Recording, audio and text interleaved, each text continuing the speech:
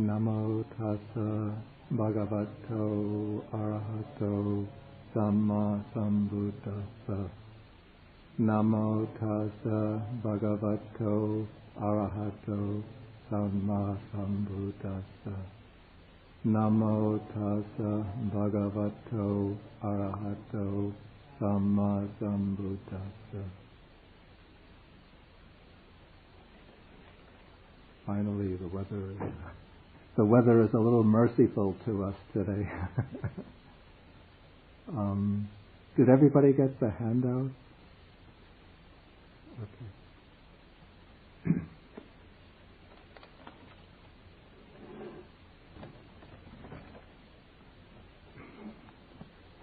Okay, we still have to complete the sutta that I started, I can't say last week, 3 weeks ago.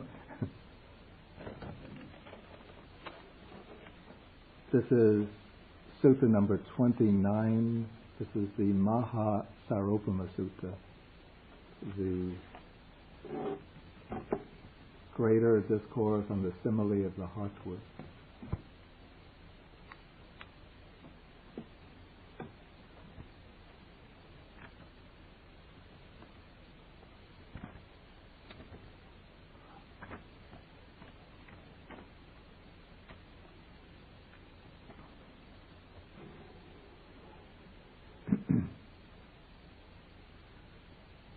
And this sutta is concerned with the purpose in leading the spiritual life, especially the life of renunciation under the Buddha. And just to review what we covered, the Buddha is taking the case first of what's called a clansman, a young man who out of faith goes forth into the homeless life,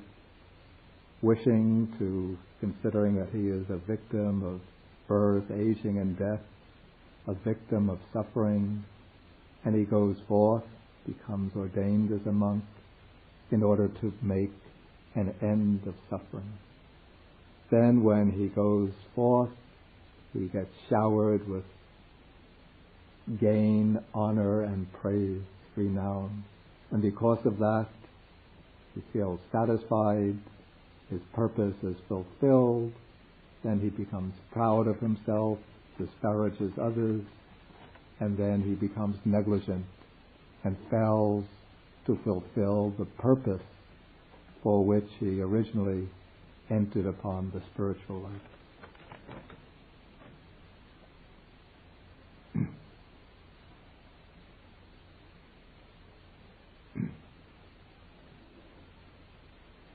If you remember, I depicted a certain sequence.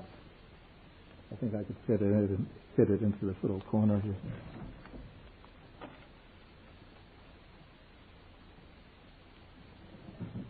And then the final result of all of this is that he lives in suffering. Okay, so this is the first case of somebody who sort of goes astray on account of becoming attached to gain, that is being offered gifts, and then one delights in these gifts. Honor, being respected, venerated, esteemed by others, and then renown or praise and fame and praise. And the Buddha uses a simile to illustrate this. It's like a person who has gone into a forest, into a wood, seeking heartwood, the strong, pithy wood at the center of the tree, in order to build maybe some article of furniture like a table, or to use the wood to build a house. You need solid timber. And then he takes the foliage, the twigs, the leaves of the tree, and goes away thinking to build his table or to build a house with the leaves and the twigs. He will not be able to build a house in that way. Okay, the second case we also took last time. The sutta proceeds step by step. Here we have somebody who goes forth out of faith into homelessness with the same thought, wanting to make an end of suffering. Then he wins gain, honor, and renown, but he is not pleased with that. And his intention is not fulfilled. In other words, he doesn't become complacent on that account. And he does not praise himself and disparage others and so on, but he undertakes the purification of his conduct, his virtue. And when he succeeds in purifying his conduct, then he becomes pleased with that, and his intention is fulfilled, and then he becomes a victim of all of these unwholesome states. Then he starts praising himself, disparaging others, thinking, I am virtuous, of good character, these other monks are immoral, of bad character. He becomes intoxicated with that attainment of virtue. He grows negligent, falls into negligence, and being negligent, he lives in suffering. Then the Buddha says that this is like a man, again, who goes into the woods seeking heartwood. He comes to a big tree, and this time the man, he'll pass by the twigs and leaves, but he takes the bark off the tree, removes it, and goes home, thinking he could build his table or his house out of the bark of the tree. Okay, now we come into new territory. This is paragraph 4 in the Sutta. We have some clansman, some young man who goes forth out of faith from the home life into homelessness, considering, I am a victim of birth, aging and death, of sorrow, lamentation, pain, grief and despair. I am a victim of suffering, a prey to suffering. Surely an ending of this whole mass of suffering can be known. This was like the great thought that inspired so many people during the time of the Buddha. Right across northern India, they were leaving the home life, going forth into many different religious sects, all of them seeking in some way the final liberation from suffering. Okay, now we follow this new monk. He goes forth, he receives gain, honor, and renown.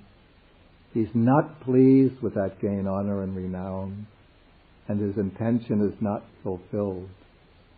He's diligent, so he purifies his conduct. He attains purification of virtue. Now he is pleased with that attainment of virtue. That is, he feels it's something good. He's not going to think it's a bad quality. So he is happy that he is purifying his conduct. It gives him some satisfaction. But he does not become complacent over that. The text says his intention is not fulfilled. He realizes that though the purification of virtue, of conduct, is a good quality, it's not sufficient. And so he continues on with his practice, not disparaging others, not praising himself. And then he enters upon the practice of calming meditation, taking up some meditation object to calm the mind. And as he practices diligently, he achieves what is called samadhi. Samadhi is the state in which the mind becomes collected, focused, concentrated on the object. So we translate it concentration. But it's not just an ordinary state of concentration like when you're reading a book and you're so absorbed in the book that somebody might be calling you and you don't even hear your name being called. It's not just an ordinary worldly state of concentration like that, but this is a state of meditative concentration in which the mind becomes so blissfully absorbed in the object that it enters into a completely different dimension of consciousness. All the processes of thinking, consideration, thought formations are quieting down, becoming stilled. States of joy, rapture, serenity are arising until the thoughts subside, quiet down, stop, and the mind is just absorbed in this one-pointed bliss and equanimity, bliss, peacefulness and equanimity. And so people who enter into that state sometimes think that this is a completely transcendental state, a state completely beyond the world, and then they might think that they have reached some level of holiness, of spiritual realization. And what can often underlie the state of samadhi are very subtle defilements. Particularly there will be, or can be, a clinging to the pleasure, the bliss, and the peacefulness of that state. And then also a subtle conceit, the sense that I am superior to others because I am able to achieve that state. So my mind is really purified and exalted, while these other people with their scattered minds and their distracted thoughts are just far below myself. And so when a person enters into that state, if he's not careful, then he might easily surrender to this craving and clinging, and then to this conceit. And that is what happens to the monk who's described here. On account of this, he lauds himself, praises himself, and disparages others. Thus, he says, I am concentrated, my mind is unified, but these other monks are unconcentrated with their minds astray. This is a common theme that happens in monasteries in Asia, particularly in meditation monasteries, when with beginning monks who start to get good experience in meditation. Often, once the mind starts to get into the samadhi, then if the monk is not careful, if he doesn't have, especially if he doesn't have a skillful teacher who realizes what's happening to him and could break the attachment to that state, the monk can become very proud, even become supercilious towards others. Okay, so then this monk, he becomes intoxicated with that attainment of samadhi, concentration. He grows negligent, falls into negligence. Negligence here, this is in Pali, it's pamada. Fang-i is Chinese. Fang-i. Fang-i. He goes negligent, falls into negligence, and being negligent, he lives in suffering. Okay, so this is like a man. Again, the simile just continues step by step. This is like a man who needs Heartwood to build his house, his furniture. He comes to the great tree possessing Heartwood, and without thinking to go to the heart of the tree, he cuts away the outer bark, and beneath the outer bark there's another layer which we call the inner bark. And he takes that away, thinking this is the essence, the heartwood of the tree. And he thinks he's going to build his house or his furniture from the inner bark. And so the Buddha, so if a man with good sight was observing him, he would see what this man has done, and he would realize whatever it was this good man had to make with Heartwood his purpose will not be served. And so this monk is in the same situation. He is called one who has taken the inner bark of the holy life and stopped short with that. Okay, now we go one step further. Again, we have a clansman who goes forth into the homeless life, thinking to make an end of suffering.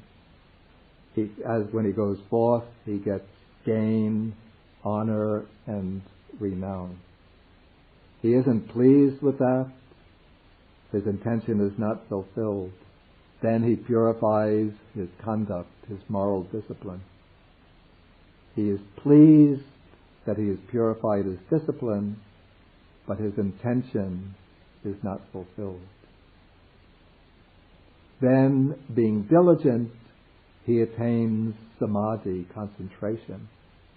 And when he attains samadhi, again he is pleased with that attainment, because it's really a sign of progress in the practice and the development. And it's a very blissful, peaceful, quiet state, and a very powerful, pure state of mind.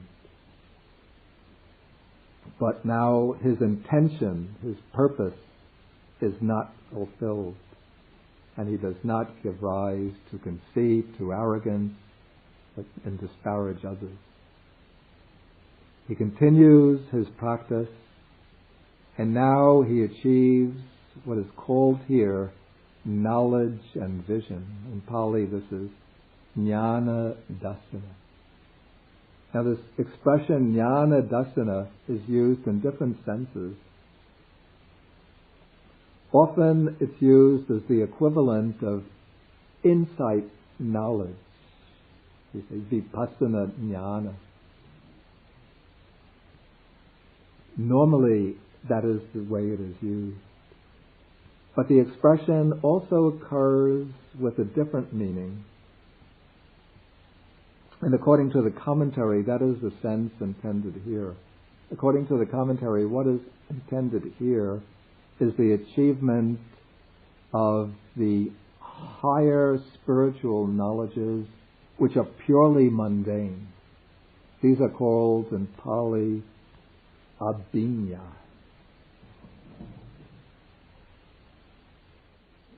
Particularly, there's one called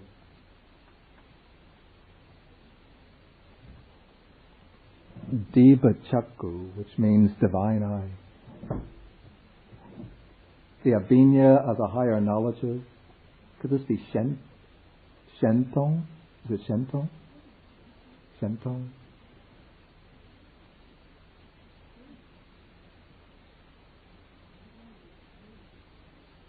Shentong is, these are like the higher knowledges. Include the spiritual powers. And then amongst them is the divine eye. This is one of these higher knowledges. The divine eye is a type of knowledge through which one can see things happening in far distant places and even in other realms of existence. And this type of spiritual power can arise out of samadhi, out of concentration.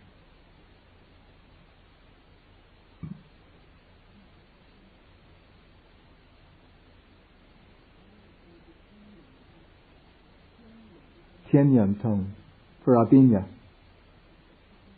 For the abhinya? The divine eye. Right, of course, yeah. Tianyan Tong, yeah.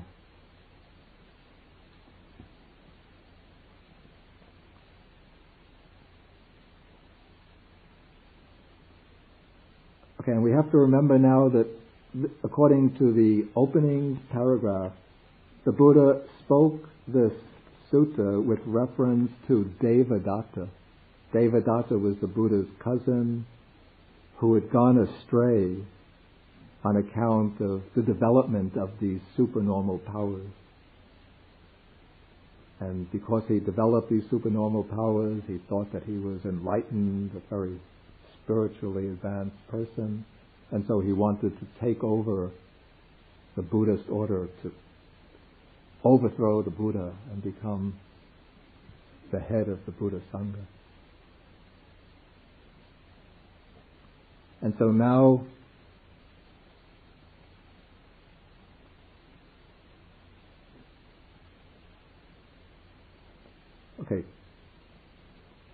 so now this monk develops this knowledge and vision, and now his intention is fulfilled. Now he's satisfied. He thinks that this knowledge and vision, these supernormal powers, this is the goal, the final attainment of the holy life. And so then he becomes proud of himself, disparages others, and he becomes intoxicated with that knowledge and vision, becomes negligent, and then he falls, he lives in suffering. And this is what happened to the Buddha's cousin, Devadatta. He became intoxicated with that knowledge and vision, and he fell away from the religious life. And now the Buddha uses a simile. He says, suppose a man needing heartwood, seeking heartwood, wandering in search of heartwood, came to a great tree standing possessed of heartwood. Now, this man is somewhat more intelligent than the others. He rejects the twigs, he rejects the bark, the outer bark, the inner bark, but he comes to the sapwood. The sapwood is when you get just below the bark, then there's the softwood, the outermost layer of wood. And he cuts that sapwood away and takes it away, thinking to build his house or furniture out of the sapwood. And so the man with good sight, seeing him, would realize that whatever it was that this good man had to make with the heartwood, his purpose will not be served. It'll just be a useless endeavor. Right? He builds a nice bench with the sapwood, invites his friends to sit on the bench. They sit on it. The bench collapses. He builds a house. Then he puts a second story, puts some other items on the second story, and then the roof will start, not the roof, what do you call it? The ceiling will start to sag because the wood is not strong enough to hold the furniture on the second floor.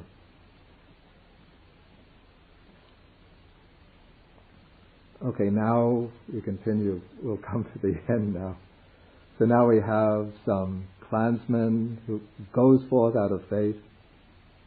You see that the suttas are repetitive, but you have to read carefully in order to find out where the text differs from the previous paragraph. So this clansman goes forth with the same intention. He acquires gain, honor, and renown. He is not pleased with it. His intention is not fulfilled. He purifies his conduct. He is pleased with that. His intention is not fulfilled. He achieves concentration. He is pleased with that, but his intention is not fulfilled. He achieves knowledge and vision. He could achieve these spiritual powers. He is pleased with that knowledge and vision, but his intention is not fulfilled, and so on. He remains diligent, and being diligent, he attains what is here called perpetual liberation, or we could say permanent liberation. And the Buddha then says it is impossible for that monk to fall away from that perpetual deliverance or liberation. Here the text uses an expression. Yeah, vimokkha means liberation or deliverance. Now the word samaya means time or occasion. And then the is a negation. So there's something called samaya vimokkha. Samaya vimokkha will be temporary liberation. And temporary liberation is just the liberation that's experienced in samadhi. In samadhi, the defilements are temporarily suppressed. The mind becomes very pure, clear, and bright. And one feels almost as one actually can feel as though one is liberated. It's a kind of temporary liberation. But the roots of the defilements are still intact. They're still present, not yet removed. But now, through diligent practice, this monk will go on. What the text doesn't mention is that he will have to develop panya, wisdom, prajna, in order to eradicate the roots of the defilements. And through the development of that wisdom, then he cuts off all of the defilements and he attains that perpetual, that indestructible liberation. And the Buddha underscores this, emphasizes it by saying it is impossible for that monk to fall away from that perpetual liberation.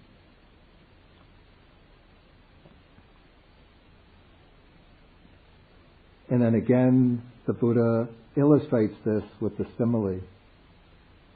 This is the case of a man needing heartwood, seeking heartwood, wandering in search of heartwood. He comes to a great tree standing possessed of heartwood and cutting off only its heartwood. That is, he doesn't go for the twigs and leaves.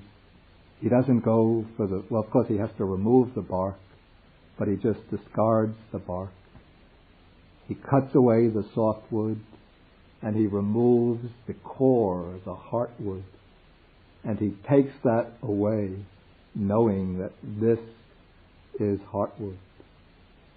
Then a man with good sight, seeing him, would say that this good person knows what is heartwood, knows what is sapwood, knows the inner bark, the outer bark, the twigs, and the leaves.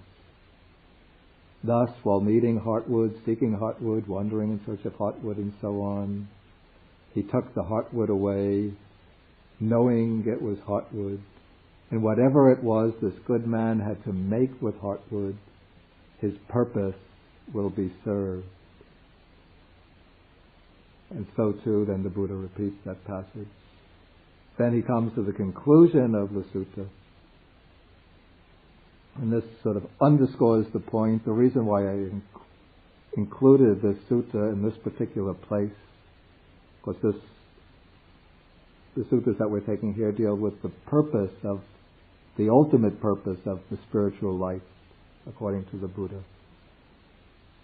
So this holy life does not have gain, honor, and renown for its benefit, or the attainment of virtue, that's good discipline, good conduct, for its benefit, or the attainment of samadhi, concentration, for its benefit, or knowledge and vision, whether it be insight knowledge or spiritual powers, for its benefit.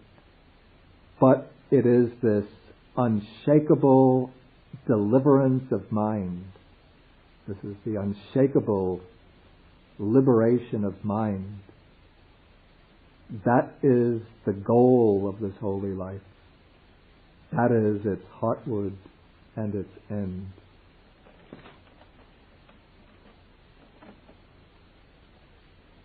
I like the Pali word akupa cheto vimukti.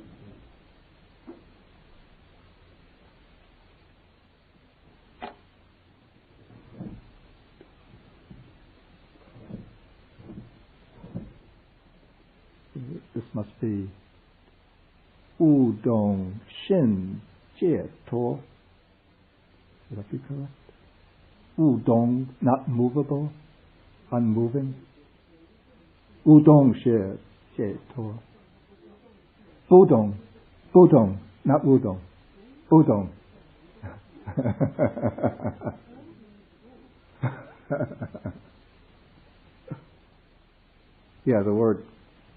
The root kup.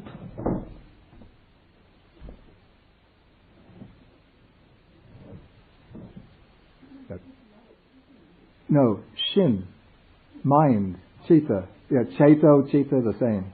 Yeah.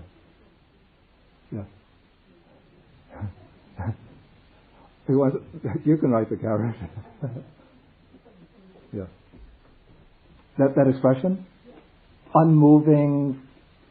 This expression, unshakable liberation of mind. I didn't give the English. I just went into the chat. I'm sorry. Okay.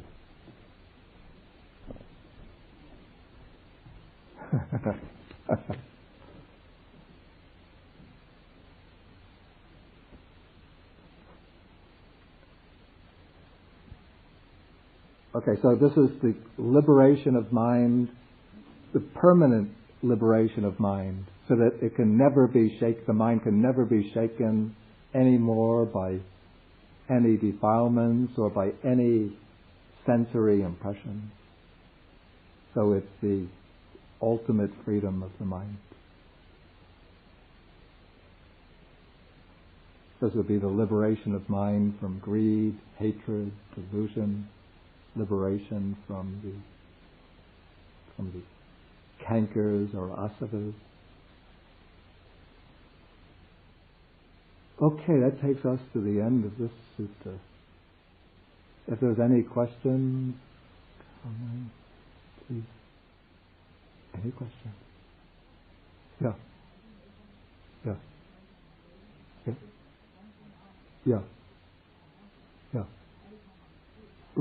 Right. He attained he attained the temporary liberation while he was alive. But he couldn't maintain that liberation. It was like a samadhi that he attained. But each time, because he had some illness apparently, so that illness would encroach, the pain of the illness would encroach upon the mind, and so he would fall away from that concentration. And so that sort of put him in a state of despair. And so then he decided that it was pointless to go on living.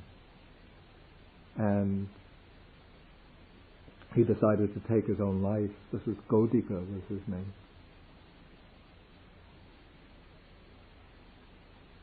And so when he was,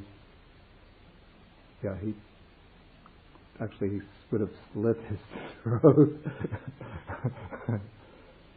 But in that process of dying, apparently, what happened, because his faculties were very mature, so he would have developed insight, wisdom, before death took place, and he would have achieved arhatship before death. And so when the actual death took place, he was an arhat. And so the consciousness was not established anywhere. So that was like that. By the time he died, he had achieved the permanent liberation. And so then Mara was searching for his consciousness, and he went everywhere, but he couldn't find it. And the Buddha came with the monks to the place where he died, and there was just this cloud of smoke swirling. But the Buddha said, "Do you see, monks, that cloud of smoke swirling around? That is Mara, the evil one. He is searching for the consciousness of the monk Godika." but he will not find that consciousness, for the monk Godika died with consciousness not established anywhere. Apatistita vijnana. Sukhi. Yeah.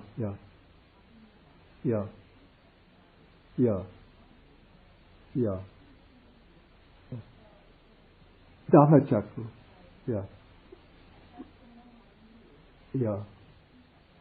Yeah. Actually, when I read the sutta, I was thinking that the commentarial interpretation is either too narrow or even wrong. But then I came across again the first paragraph, which says that the Buddha was speaking with reference to Deva Datta. And that made me think that maybe the commentary is right. And I think that there are some suttas which do use the expression jnana, knowledge and vision, in reference to this divine eye. But one can take it in the other sense. One could say that, okay, jnana dasana, we could take to be insight knowledge. Okay, somebody develops the lower stages of insight knowledge, and then because of that, they become proud of it and think, okay, I've gotten these spectacular insight knowledges.